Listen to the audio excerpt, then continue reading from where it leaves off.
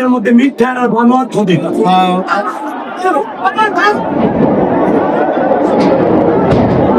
আচ্ছা, এটা বাকি পৃষ্ঠাগুলো একটু উল্টান তো, কিন্তু যেগুলো ভালো আছে, যেগুলো পড়ে নাই।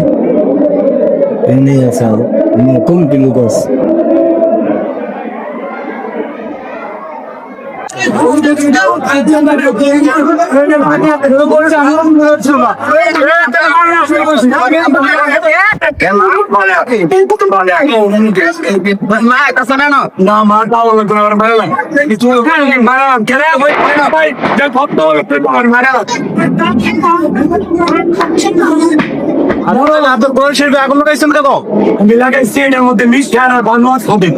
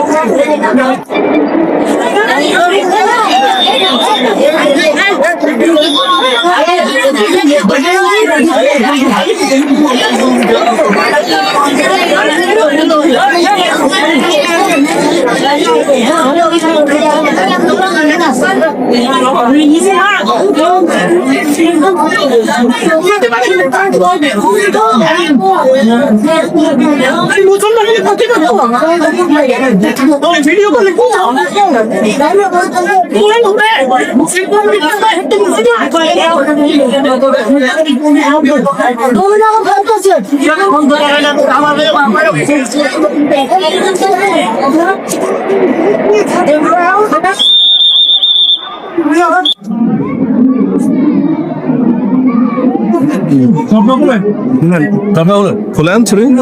এই ছুরি দিয়ে সে কি করছে? এরপরে আপনারা বাধা দিতে যান নাই?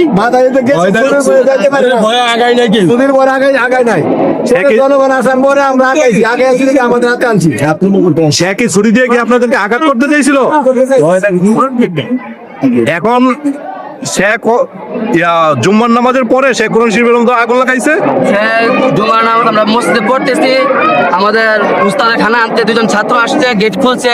সেই সময় ওরা ছোট ছোট ছাত্ররা আসছে, ওরাদেরকে এই ছুরির ভয় দেখে ভিতরে ঢুকছে, গেটের তালা খুলতে খানা আনতে বাটি আনার জন্য।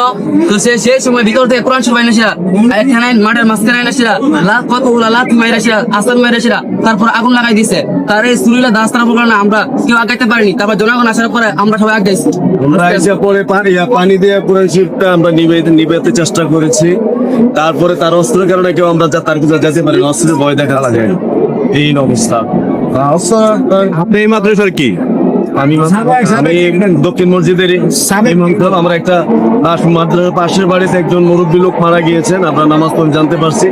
ওনাকে আমরা দেখতে আসছি মৃত্যু ব্যক্তি, এসে শুনতে পারছি যে মাদ্রাসার মধ্যে এই বাইজিৎ কোরআন শরীফে আগুন দিয়েছে এবং অশ্লীল ভাষায় ছেলেপেলেদেরকে গালাগালি করতেছে, তার কাছে কেউ আসতে পারে না এবং ভয় দেখাচ্ছে। তো তারপরে আমরা আসছি। বাইজিদের পিতার নাম কি?